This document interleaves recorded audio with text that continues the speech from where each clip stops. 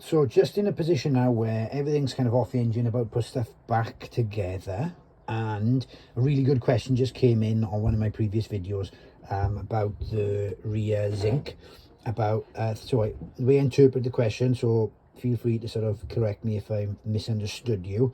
The first question was, can you remove the rear zinc without taking this out? So potentially yes, is the first answer there. I think what you mean is that this is welded in so tight, just like mine was, that it's actually easier to take these bolts out. Is that what you mean? In which case, yeah, you could do, because when you take these bolts out, that'll unclip.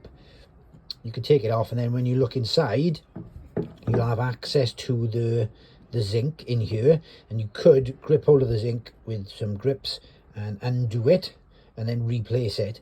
However, what you might find then is, like, why can't you undo it? That's supposed to come off, and like I said in another video, if it doesn't do what it says on the tin, then you've got a problem, because it says what it says on the tin for a reason. That says it should come undone. So in my case, yeah, this whole area, as you've seen in the last video, was jammed full of stuff. We're giving it a good clean now. We got it out. Sorry, we got this out because we couldn't get it out in place, and then we put it to a vise.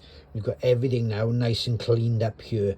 Far better to do this on a rainy Saturday afternoon than on your knees in force 4 out at sea because there's been an issue or you're waiting for a tow. So my experience, you could probably, yeah, leave it all in situ, get it off the back and do it that way.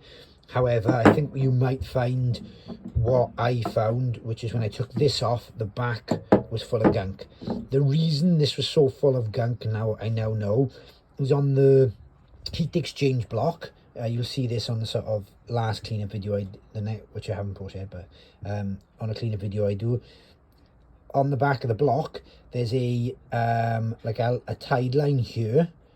So this bolts onto the back of the block like this, but there's a metal divider that sits here on the back of the block. There's like a lip effectively that comes up to here.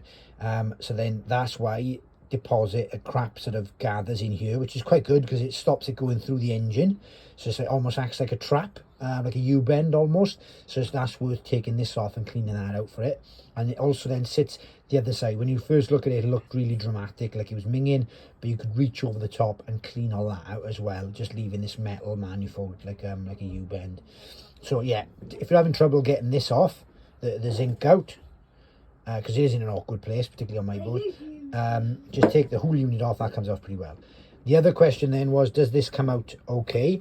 So stiff, again, it's probably because there's all sorts of nasty sitting here. This scaling, I've cleaned it up as best I can. There's still some residue. The deeper it is, there was some scaling around the last few threads. I'm not going to take it apart now. All I've done is put that back together, and you can see I put some PTFE plumber's tape in there, because all it is a water compression joint. It's a threaded, this is a tapered thread, so PTFE should be fine. Maybe I could have greased it, I'm not sure, but I'm not going to do anything more drastic with that. So, short answer, if you can't get this out, by the time you take this off, you'll want to do some cleaning.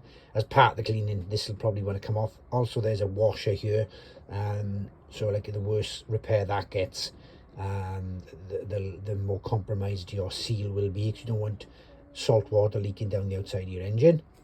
And this joint here, if it's stiff to come in and out, it is a tapered joint, so it might, when you've pulled out the first time, you might have dragged crap through it, and then when you put it back in, that crap might have gone and been compressed into it, and it ends up like this sort of scaling then, so you might find that you've got scaling in your thread in here.